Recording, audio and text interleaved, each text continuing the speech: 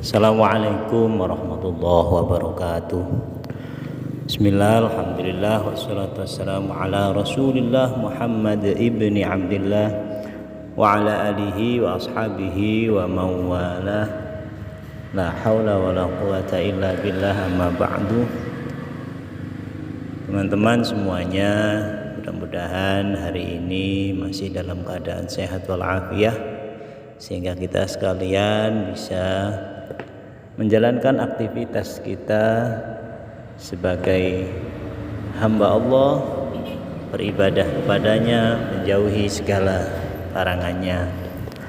Teman-temanku sekalian tentu tak asing dengan cerita tentang kaumnya Nabi Musa alaihissalam saat terjadi pembunuhan dan tak diketahui siapa pembunuhnya.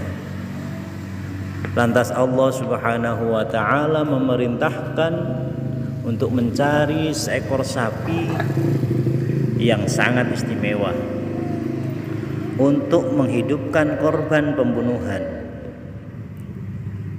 Cerita tersebut terangkum dalam Al-Quran surah Al-Baqarah ayat 66 sampai ayat 73. Berikut ini Al-Fakir coba mengulas tentang cuplikan cerita tersebut ya teman-teman. Di dalam surah Al-Baqarah ayat 66 sampai 73 disebutkan, dan ingatlah ketika Musa berkata kepada kaumnya, sesungguhnya Allah menyuruh kalian untuk menyembelih seekor sapi betina. Lalu pukulkanlah bagian dari sapi itu ke tubuh jenazah yang tidak diketahui pembunuhnya itu, sehingga ia bangun dari kematiannya dan memberitahukan siapa pembunuhnya yang sebenarnya. Lalu mereka berkata, apakah engkau memperolokkan kami? Ia menjawab, aku berlindung kepada Allah agar tidak termasuk golongan orang-orang yang bodoh. Lalu mereka berkata, mohonlah kepada Tuhanmu agar ia menerangkan kepada kami sapi betina apakah itu. Lalu Nabi Musa menjawab, sesungguhnya Allah berfirman bahwa ia adalah sapi betina yang tidak tua dan juga tidak muda. Jadi sapi betinanya itu tidak tua dan juga tidak muda ya. Artinya sedang-sedang saja. Pertengahan, di antaranya, pokoknya di antara tua dan juga tidak muda-muda banget. Maka kerjakanlah apa yang telah diperintahkan kepada kalian, kata Nabi Musa. Lalu mereka berkata, mohonlah kepada Tuhanmu agar ia menerangkan kepada kami apa warnanya. Lalu Nabi Musa menjawab, sesungguhnya Allah berfirman bahwa warna sapi betina itu adalah kuning tua yang merata dan menyenangkan orang-orang yang memandangnya. Jadi, sapi itu enak dipandang, warnanya kuning tua, orang memandangnya pasti senang. Mereka masih berkata lagi, mohonlah kepada Tuhanmu agar ia menerangkan kepada kami bagaimana hakikat sapi betina itu, karena sesungguhnya sapi itu masih samar bagi kami, gak jelas sapi yang seperti apa. Dan jika Allah menghendaki dengan keterangan yang telah kau berikan, kami akan mendapat petunjuk untuk memperoleh sapi itu. Ya memang terkenal Bani Israel itu banyak bertanya. Kemudian Nabi Musa berkata, sesungguhnya Allah berfirman bahwa ia adalah sapi betina yang belum pernah digunakan untuk membajak tanah dan tidak pula untuk mengairi tanaman, tidak tercatat, tidak bercacat, maksudnya tidak ada cacatnya dan tidak ada belangnya sama sekali. Kemudian Bani Israil berkata, sekarang barulah engkau menerangkan hakikat sapi betina yang sebenarnya. Setelah mendengar ciri-ciri sapi tersebut, Bani Israil mencari sapi yang memiliki ciri-ciri ini. Sapi betina tidak tua juga tidak muda, warnanya kuning tua. Kalau dipandang sangat senang, bisa menyenangkan semua orang yang memandangnya. Ya, usaha apapun yang mereka lakukan tetap ternyata tidak membuahkan hasil, hingga pada akhirnya mereka mendapatkannya di rumah seorang pemuda.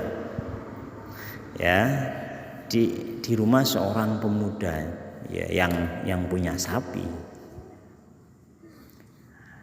Terus siapa sebenarnya pemuda tersebut? Pemuda yang memiliki sapi yang istimewa ini. Siapa sebenarnya pemuda yang akhirnya ditemukan oleh kaum Bani Israil mengembala sapi yang diinginkan atau yang disifati oleh Nabi Musa? Karena Bani Israil banyak bertanya. Sapi betina, tidak tua, tidak muda, warna kuning tua, kalau dipandang sedap di mata. Sapi apa itu ya? Imam Al-Baghawi menceritakan di dalam kitab tafsirnya, di kalangan Bani Israil ada seorang lelaki yang soleh. Ia punya seorang anak kecil dan seekor anak lembu. Menjelang hari kematiannya, lelaki itu melepaskan anak lembu tersebut di suatu hutan seraya berdoa, wahai Tuhanku, aku menitipkan anak lembu ini untuk anakku sampai ia besar. Doa lelaki ini dikabulkan oleh Allah Subhanahu wa ta'ala. Setelah ia meninggal dunia, anak lembu itu tidak pernah keluar hutan dan selalu menyembunyikan diri agar tidak terlihat oleh orang lain. Setelah anak itu dewasa, ia membaktikan diri pada ibunya. Ya, karena dulu kan masih kecil, nanti sama ibunya terus. Kemudian setelah dewasa dia berbakti kepada ibunya karena ayahnya sudah tidak ada lagi.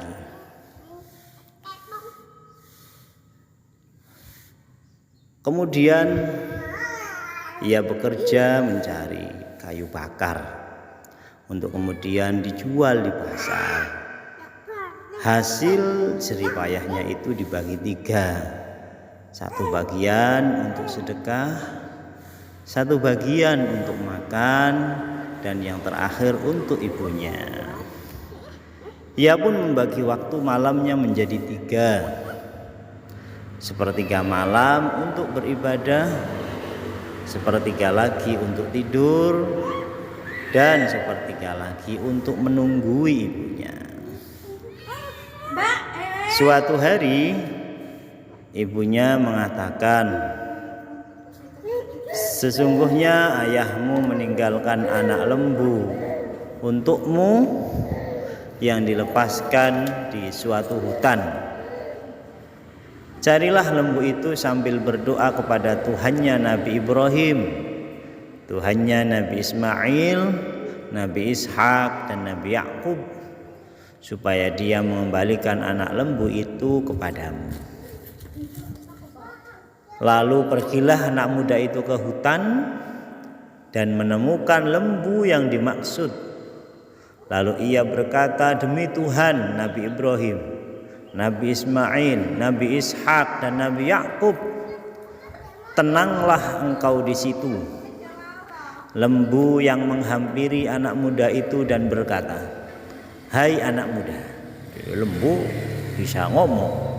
Hai anak muda yang bakti pada ibunya, tegur lembu tersebut. Jadi sapinya itu bisa bicara kepada anak itu.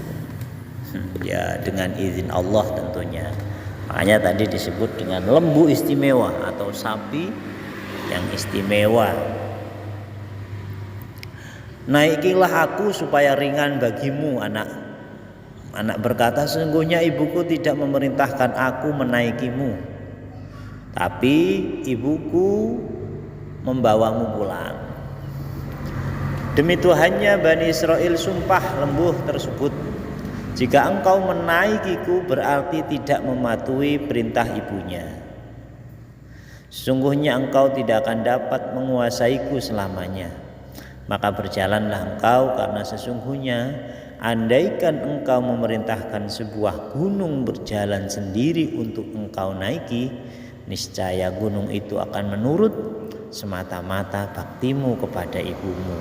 Jadi mau itu hasanah ini ya sapinya, mengatakan pada pemuda tersebut, ya. Jadi kata sapi, seandainya kau perintahkan gunung tersebut untuk jalan kepadamu dan kamu naik gunung, niscaya gunung itu juga akan nurut padamu karena baktinya kamu terhadap ibumu. Sesampai di rumah, ibunya berkata, anakku, engkau adalah orang fakir, tidak punya harta, berpayah-payah mencari kayu bakar. Untuk itu juallah lembu ini. Ibunya menyuruh anak itu menjual lembu itu ke pasar dengan harga 3 dinar. Maka anak yang berbakti itu pergi ke pasar. Lalu Allah mengutus seorang malaikat untuk memperlihatkan kekuasaannya dan memberitahukan bakti anak muda itu terhadap ibunya kepada makhluknya. Malaikat berkata, berapa dinar engkau jual lembu ini? Tanya malaikat. Anak kecil menjawab, 3 dinar. Dan aku mengadakan perjanjian kepadamu dengan keridhaan ibuku. Jawab anak muda tersebut. Malaikat berkata, ambillah 6 dinar ini, dan gak usahlah engkau meminta persetujuan ibumu. Kata malaikat, bahkan andai engkau memberiku emas seberat lembu ini, takkan kuterima kecuali dengan keridhaan atau izin ibuku, kata anak muda tersebut. Jadi karena tadi pesannya ibunya itu menjual sapi ini hanya dengan harga 3 dinar, dibeli 6 dinar sama malaikat, ya tidak mau. Bahkan seandainya dikasih emas seberat sapinya juga tidak mau tanpa keridhaan dari ibunya. Kemudian anak muda itu pulang ke rumah dan menyampaikan bahwa lembu mereka ditawar 6 dinar, padahal tadi disuruh menjual 3 dinar. Kemudian kembalilah engkau ke pasar, kata ibunya. Juallah lembu itu dengan 6 dinar atas keridhaanku, kata ibunya. Lalu anak muda itu pun kembali ke pasar, dan di sana ketemu lagi dengan calon pembeli yang tidak lain adalah malaikat. Sudahkah engkau minta persetujuan ibumu? Tanya malaikat yang tadi ya. Kemudian anak muda itu menjawab, ibuku memerintahkan aku agar menjual lembu ini tidak kurang dari 6 dinar, kata si anak. Aku akan memberimu 12 dinar. Tak usahlah kamu meminta persetujuan ibumu, bujuk malaikat itu lagi. Tadi dijual 3 dinar, mau dibeli 6 dinar.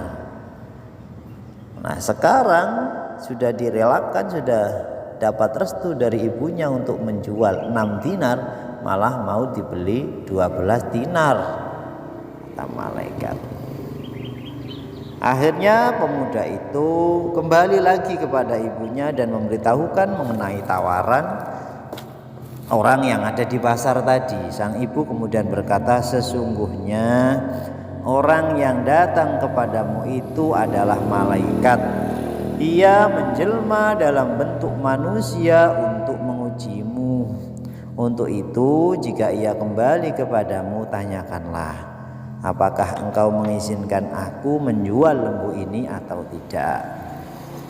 Jadi malah justru oleh ibunya disuruh menanyakan pada calon pembeli itu, ini boleh dijual atau tidak, padahal itu lembu milik anaknya yang disuruh dijual oleh ibunya.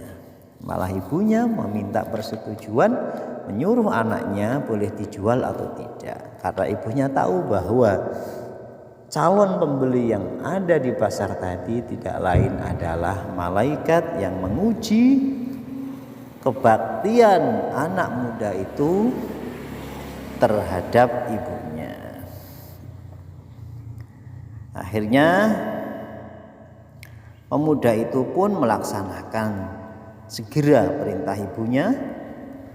Pulanglah pemuda itu kembali dan memberitahukan kepada siapa tadi, malaikat. Kemudian kata malaikat itu mengatakan, pulanglah engkau dan katakanlah pada ibumu agar merawat lembu ini, agar melawat sapi ini baik-baik, sebab kelak Musa bin Imran akan membeli sapi darimu, karena ada seseorang yang terbunuh dari kaum Bani Israel. Untuk itu jangan engkau jual kecuali dengan uang dinar seberat lembumu ini, seberat sapimu ini. Akhirnya setelah mendapat penjelasan dari calon pembeli tadi yang tidak lain adalah malaikat, pemuda itu pulang dan merawat lembunya baik-baik. Tak lama kemudian Allah Subhanahu wa ta'ala mentakdirkan Bani Israel supaya menyembelih seekor sapi. Lalu mereka berkali-kali meminta supaya Nabi Musa alaihissalam menerangkan sifat-sifat sapi tersebut yang akan disembelihnya. Ya, makanya orang yang banyak bertanya itu dinisbatkan dengan Bani Israel. Seandainya Bani Israel pada saat itu diperintahkan untuk menyembelih sapi, tinggal menyembelih sapi saja, ya enggak apa-apa. Tapi ternyata orang Bani Israel masih menanyakan sapi yang apa. Dijawab sapi betina, dijawab sapi betina yang umurnya berapa. Akhirnya dijawab oleh Nabi Musa, sapi yang tidak tua dan juga tidak muda, pokoknya di tengah-tengahnya. Kemudian masih lagi warnanya apa, ya akhirnya dipersulit oleh Nabi Musa oleh Allah, sapi yang warnanya kuning tua, yang kalau dilihat oleh orang yang melihatnya pasti orang tersebut jatuh cinta, pasti senang dengan sapi tersebut. Sehingga akhirnya lembu atau sapi anak muda itulah yang memenuhi syarat-syarat yang telah disebutkan, yang memang banyak ditanyakan oleh Bani Israel. Dan itu semua terjadi semata-mata karena amal bakti anak muda itu kepada ibunya. Lembu atau sapi yang dimaksudkan sebagai perantara untuk mencari siapa pelaku pembunuhan di kalangan kaum Bani Israel, yakni adalah sapinya anak muda tersebut, sapi dari anak yang sangat berbakti kepada orang tua. Kisah ini sekali lagi diterangkan atau tersirat dalam Al-Quran surah Al-Baqarah ayat 66 atau 67 sampai 73. Demikianlah teman-teman, itulah dibalik hikmah baktinya seorang anak kepada ibu yang oleh Allah tidak lain adalah sapi atau orang yang menggembala sapi betina yang disembelih oleh kaum Bani Israel. Mudah-mudahan kita menjadi anak-anak yang soleh atau juga memiliki anak-anak yang soleh solehah, berbakti kepada orang tua, berbakti kepada agama dan nusa juga bangsa. Amin ya rabbal alamin. Wallahul muwaffiq ila aqwamit thoriq. Assalamualaikum warahmatullahi wabarakatuh.